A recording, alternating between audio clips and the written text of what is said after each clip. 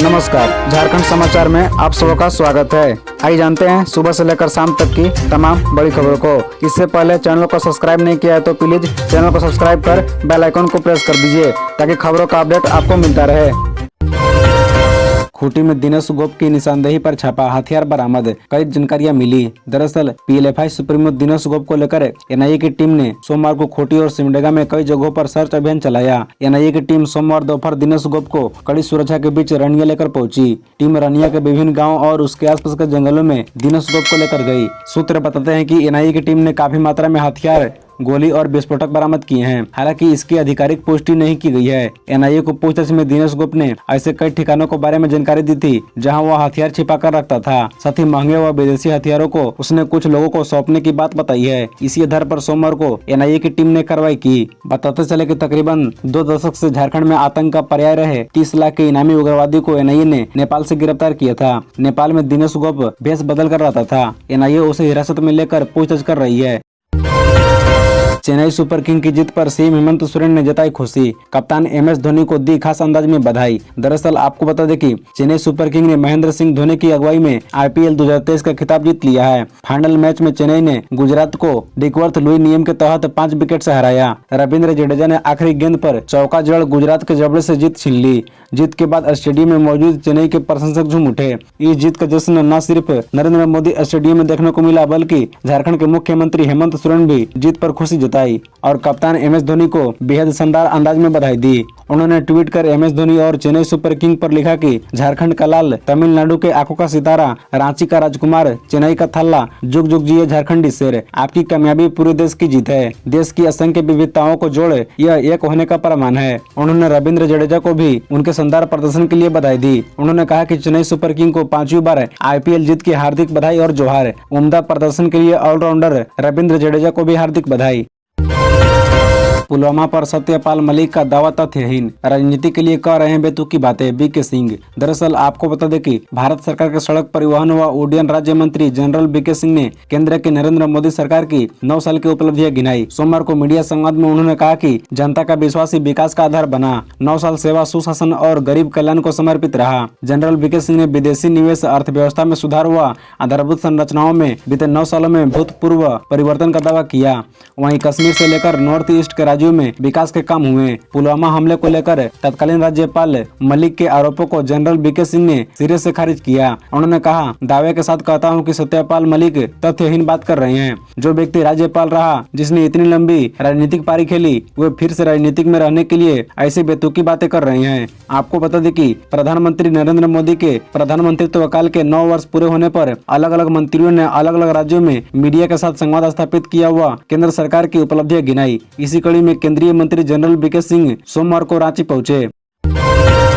Jail manual के तहत ही परिवार से मिलेगा पंकज मिश्रा, नहीं मिलेगी अतिरिक्त सुविधा। दरअसल अवैध खनन से प्राप्त 1000 करोड़ रुपए से अधिक का मनी लॉन्ड्रिंग करने के आरोप में जेल में बंद पंकज मिश्रा जेल मैनुअल के तहत ही मुलाकात कर सकेंगे। ईडी कोर्ट ने पंकज मिश्रा के जेल में रहते परिवार से जेल मैनुअल से हटकर मुलाकात करने की मांग वाली अर्जी सुनवाई के पश्चात खारिज कर दी। इससे पंकज मिश्रा को झटका लगा है। पंकज मिश्रा ने पिछले दिन परिवार से सप्ताह में 2 दिन मिलने की गुहार लगाते हुए अर्जी दाखिल की थी। दाखिल अर्जी पर सुनवाई के दौरान ईडी के अधिवक्ता आतिश कुमार ने विरोध किया। कहा कि जेल में रहते हुए किसी को परिवार से मिलने की इजाजत जेल मैनुअल के अनुसार ही मिलती है। वहीं प्रार्थी वकील प्रदीप चंद्रा ने कहा कि लंबे समय से जेल में हैं, इसको देखते हुए परिवार से मिलने की इजाजत दी जाए। अदालत ने दोनों पक्षों की बहस सुनने के बाद अर्जी खारिज कर दी। अदालत ने कहा कि जेल मैनुअल के तहत ही जेल में बंद विचाराधीन बंदी परिवार से मुलाकात कर सकता है। छवि रंजन की अर्जी भी खारिज हो चुकी है। पिछले दिन भूमि घोटाले के आरोप में जेल में बंद निलंबित आईएएस छवि रंजन ने भी अपनी पत्नी व बच्चे से सप्ताह में 2 दिन मुलाकात करने की मांग करते हुए अर्जी दाखिल की थी, जिसे हाईकोर्ट ने खारिज कर दिया था।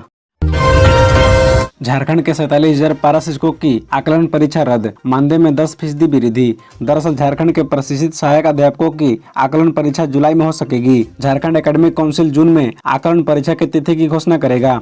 आकलन परीक्षा में सफल होने वाले पारा शिक्षकों के मानदेय में 10% की बढ़ोतरी होगी। वैसे पारा शिक्षक जिनके सर्टिफिकेट की जाँच अब पूरी हो चुकी है लेकिन वे आवेदन नहीं कर सके थे, उन्हें एक मौका मिल सकता है। स्कूली शिक्षा व साक्षरता विभाग इसकी तैयारी में है। राज्य के 47,447 प्रशिक्षित पारा शिक्षक हैं। इनमें से 45,502 पारा शिक्षकों के सर्टिफिकेट की जांच हो चुकी थी, जिसके बाद 42,000 पारा शिक्षकों आकलन परीक्षा के लिए आवेदन कर दिया था। बता दें कि 1945 प्रशिक्षित पारा शिक्षकों के सर्टिफिकेट की जांच पूरी नहीं हो सकी थी और आवेदन करने की तिथि समाप्त हो गई थी। अब इनके सर्टिफिकेट की जांच लगभग पूरी हो चुकी है। 547 पारा शिक्षकों को परीक्षा का मौका मिल सकता है। आकलन परीक्षा के आवेदन के लिए एक मौका दे सकता है ताकि वे भी आकलन परीक्षा में शामिल हो सके। कुछ ही घंटों में इन जिलों में आंधी बारिश वज्रपात का भी अलर्ट। दरअसल झारखंड में आज मौसम का मिजाज बदलेगा। रांची सहित कई जिलों में आंधी और बारिश का पूर्वानुमान व्यक्त किया गया है। कहीं कहीं वज्रपात की भी चेतावनी जारी की गई है। मौसम विभाग का कहना है कि बारिश की वजह से तापमान में कमी आएगी और लोगों को गर्मी से राहत मिलेगी। हालांकि बीते 26 मई से हजारीबाग, गिरिडीह, जमशेदपुर और संताल परगना के कुछ जिलों में आंधी और बारिश के बाद तापमान में कमी दर्ज की गई है। मौसम विभाग का पूर्वानुमान है कि 2 दिन बारिश होने के बाद 1 और 2 जून को मौसम साफ रहेगा। मौसम विभाग ने बताया कि आज संताल परगना के साहिबगंज, गोड्डा, पाकुड़ और दुमका में बारिश नहीं होगी। वहाँ मौसम साफ और शुष्क बना रहेगा। वहीं रांची, खूंटी, गुमला, सिमडेगा सहित आसपास के जिलों में आंधी के साथ बारिश होगी। मौसम विभाग ने आंधी और बारिश के साथ वज्रपात की चेतावनी भी जारी की है। बता दें कि पिछले दिनों आंधी के बीच वज्रपात की चपेट में आकर राज्य भर में 12 लोगों की मौत हो गई थी। यही वजह है कि मौसम विभाग ने लोगों को सुरक्षित और सावधान रहने की सलाह दी है।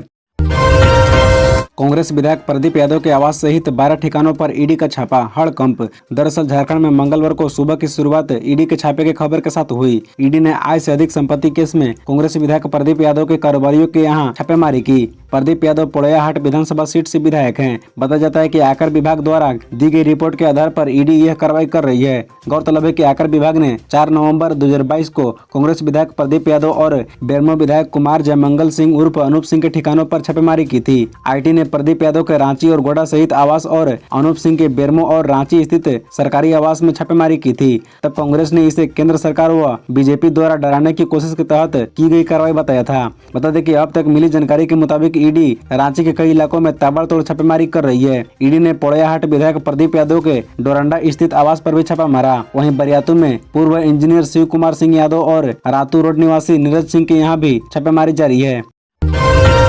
प्रतिबंधित उग्रवादी संगठन जेजेएमपी के एरिया कमांडर रघुनाथ सिंह का आत्मसमर्पण।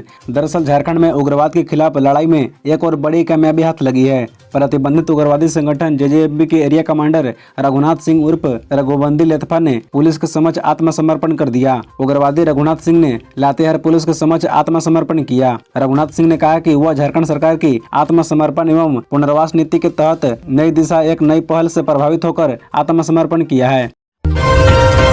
धनबाद के गोधर में बारिश से फिर बढ़ा गोप का दायरा, जहरीली गैस निकलने से लोगों में दहशत। दरअसल कुसुंडा क्षेत्र के गोधर 6 नंबर कॉलोनी के पास बीसीसीएल के विद्युत सब स्टेशन के पीछे बने गोप का दायरा सोमवार की शाम बारिश के बाद फिर बढ़ गया है। इससे भारी मात्रा में गैस निकलने से आसपास रहने वाले लोगों में भय का माहौल है। ज्ञात हो कि शुक्रवार को यहाँ गोप बनने के बाद एनजीकेसी प्रबंधन की ओर से शनिवार से गोप को भरा जा रहा था। इधर अचानक गोप का दायरा बढ़ जाने की सूचना स्थानीय लोगों ने एनजीकेसी प्रबंधन व बीसीकेयू क्षेत्रीय सचिव हरि प्रसाद पप्पू को दी। इसके बाद बीसीकेयू नेता श्री पप्पू पहुंचे और एनजीकेसी पीओ एमपी सिंह व मैनेजर पिंटू कुमार को स्थानीय लोगों की सुरक्षा का हवाला देते हुए मामले की गंभीरता से कार्रवाई करने की मांग की। उन्होंने कहा कि वर्षों पूर्व यहाँ गैलरी चली हुई थी। पास के गोधर कलियरी का इंक्लाइन भी था। आसपास बड़ी आबादी होने के कारण प्रबंधन को जान माल की सुरक्षा का ध्यान रखना होगा।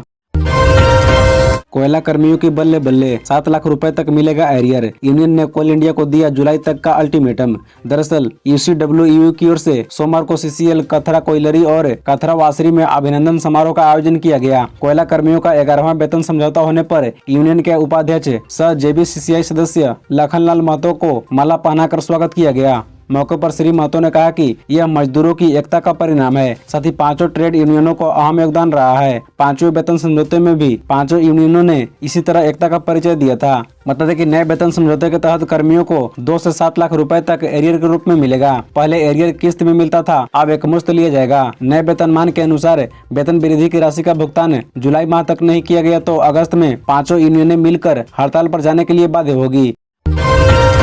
झारखंड उत्कृष्ट विद्यालय की प्रवेश परीक्षा संपन्न। 41,000 से अधिक आवेदकों के आए थे आवेदन। दरअसल झारखंड में उत्कृष्ट विद्यालय में दाखिला के लिए मंगलवार को प्रवेश परीक्षा खत्म हो गई। 4 परीक्षा केंद्र परीक्षा संचालित हुई, सभी एक पाली में थी। परीक्षा सुबह 10 बजे से दोपहर 12:30 बजे तक थी। विद्यार्थियों को सुबह 9 बजे रिपोर्ट करने के लिए कह दिया गया था। परीक्षा में शामिल होने के लिए पहले ही सभी अभ्यर्थियों के बीच प्रवेश पत्र का वितरण कर दिया गया था। अगर किसी उम्मीदवार का किसी कारणवश एडमिट कार्ड नहीं प्राप्त हो पाया था तो वो आज सुबह 8:30 बजे तक संबंधित परीक्षा केंद्र में 2 पासपोर्ट साइज फोटो और आधार या अन्य पहचान पत्र के साथ पहुंचे थे। जांच के बाद केंद्र पर ही तत्काल एडमिट कार्ड बना दिया गया था। बता दें कि परीक्षार्थियों को किसी भी प्रकार के इलेक्ट्रॉनिक गैजेट के साथ प्रवेश करने पर रोक लगाई गई थी। सभी को पासपोर्ट साइज 2 फोटोग्राफ के साथ शामिल होने को कहा गया था। बता दें कि पूर्वी सिंहभूम जिले में उत्कृष्ट विद्यालय में एडमिशन पाने के लिए 1996 उम्मीदवारों ने आवेदन किया था। झारखंड के उत्कृष्ट विद्यालय में कुल सीट 11,986 है, जबकि आवेदक 41,330 आए थे। सीट की तुलना में 335% अधिक आवेदन आए थे।